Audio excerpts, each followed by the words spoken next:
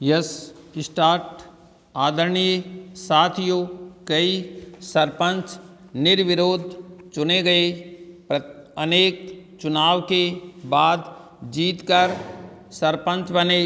ग्राम पंचायतों के सरपंच ही पंचायत समितियों के सदस्य बने एवं उनमें से प्रधान व उप प्रधान अप्रत्यक्ष रूप से निर्वाचित होते रहे।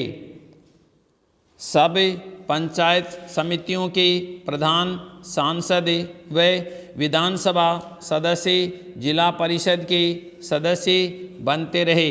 उन्हीं में से जिला परिषदों के प्रमुख व उप प्रमुख चुने जाते रहे हैं।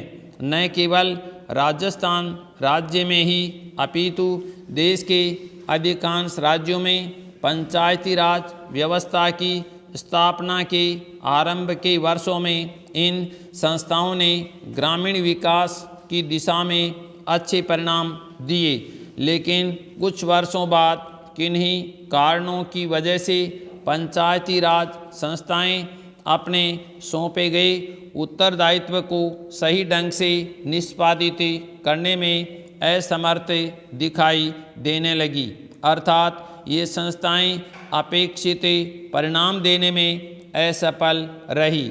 इसका सबसे बड़ा कारण इन संस्थाओं के पास वित्तीय साधनों की कमी रही।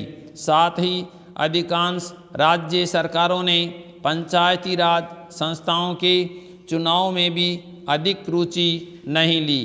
पंचायती राज संस्थाओं को अधिक गतिशील बनाने हेतु अशोक मेहता कमेटी ने सिफारिश की कि विकास कार्यक्रमों एवं योजनाओं को क्रियान्वित करने की जिम्मेदारी जिला परिषदों की हो। समिति के अनुसार पंचायतें 10-15 गाँवों की मंडल पंचायतें हों तो अधिक सक्षम होंगी। ये मंडल पंचायतें ग्रामीण विकास योजनाओं को क्रियान्वित करेंगी। साथ ही समिति ने पंचायती राज संस्थाओं के चुनाव मुख्य निर्वाचन अधिकारी से करवाने की सिफारिश भी की। ग्रामीण विकास की प्रशासनिक व्यवस्था व गरीबी उन्मूलन समस्याओं हेतु गठित GVK राव कमेटी ने जिला स्तर पर योजनाएं बनाने व नियमित चुनाव कराने की सिफारिश की थी। देश की पंचायत राज व्यवस्था को सुदृढ़ व पुनर्जीवित करने हेतु गठित डॉक्टर लक्ष्मीमल सिंधवी कमेटी ने ग्राम पंचायतों को अतिरिक्त वित्तीय साधन देकर अधिक सक्षम बनाने पर बल दिया तथा साथ ही पंचायती राज संस्थाओं को संवैधानिक मान्यता दिए जाने पर भी विशेष बल दिया। देश में पंचायती राज संस्थाओं को बिगड़ती हुई स्थिति को ध्यान में रखते हुए पूर्व प्रधानमंत्री श्री राजीव गांधी ने पंचायती राज ढांचे को सुदृढ़ बनाने की कल्पना की थी और उन्होंने पंचायतों को अधिक अधिकार सौंपने तथा महिलाओं और कमज़ोर वर्गों की इन संस्थाओं में अधिक से अधिक भागीदारी देने की परिकल्पना की थी। हमारे वर्तमान प्रधानमंत्री के प्रयासों से अब यह संभव हो पाया है कि इस संबंध में शुरू किए गए प्रयासों तथा राष्ट्रपिता महात्मा गांधी जी के ग्राम स्वराज के स्वप्न को साकार बनाने की दृष्टि से संविधान में 73वां संशोधन की कुछ महत्वपूर्ण बातों का जिक्र करना चाहूँगा। पंचायती राज संस्थाओं को प्रथम बार संवैधानिक दर्जा दिया गया। सभी राज्यों में पंचायती राज की त्रिस्तरीय पद्धति लागू की गई, लेकिन जिन राज्यों की जनसंख्या 20 लाख से कम है वहाँ बीच के स्तर की इकाई गठित करने की मर्जी राज्य सरकारों पर छोड़ी गई है। ग्राम सभा को वैधानिक दर्जा दिया गया। हर 5 वर्षों में अनिवार्य रूप से चुनाव होंगे। चुनावों की व्यवस्था एक स्वतंत्र चुनाव आयोग करवाएगा। महोदय, भारत जैसे बहुभाषी देश में जहां विभिन्न भाषा परिवारों की 1952 भाषाएं बोली जाती हो, अष्टम सूची के अनुसार भी देश की 18 प्रधान भाषाएं ही खान पान, वेशभूषा, रीति रिवाज आदि की दृष्टि से भी एक प्रांत दूसरे प्रांत से बहुत भिन्न हो, वहाँ देश की अखंडता को बनाए रखने के लिए सबसे अधिक आवश्यक यह है कि संपूर्ण देश के नागरिकों का वैचारिक स्तर पर आदान प्रदान हो, सांस्कृतिक विनिमय हो, एक दूसरे को समझने सराहने की चेष्टा हो।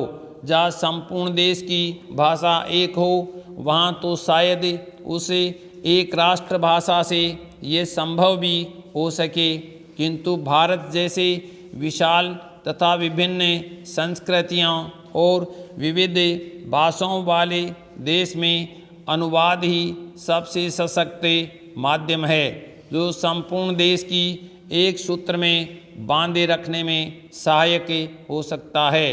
द्विभाषिकता का महत्व भारत में प्राचीन काल से रहा है।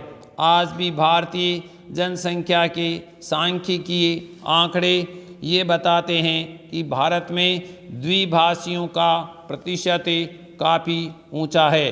कहने की आवश्यकता नहीं कि सभी भारतवासी सामान्यतः हिंदी या निकटवर्ती प्रांत की भाषा को दूसरी भाषा के रूप में प्रयोग करते हैं।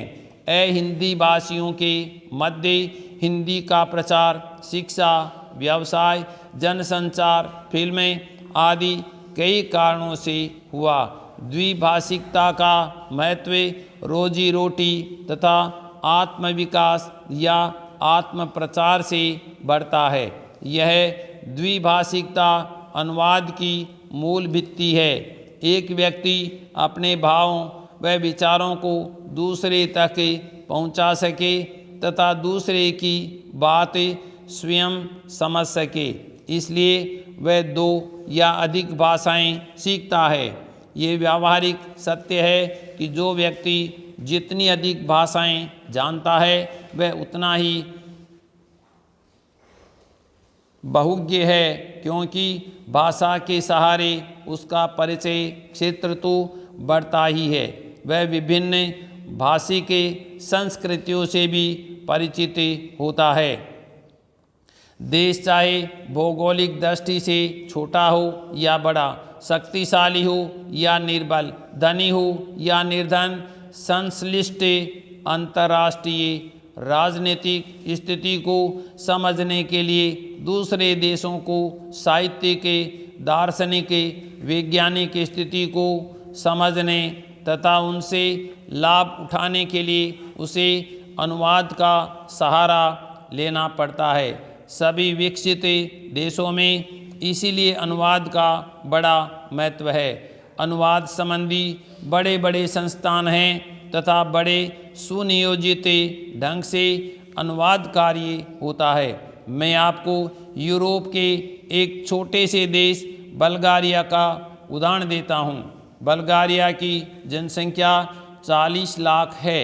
बल्गारिया में पर्यटकों की वर्ष भर भरमार रहती है और उसका विदेशी मुद्रा अर्जन का मुख्य स्रोत भी पर्यटन उद्योग ही है।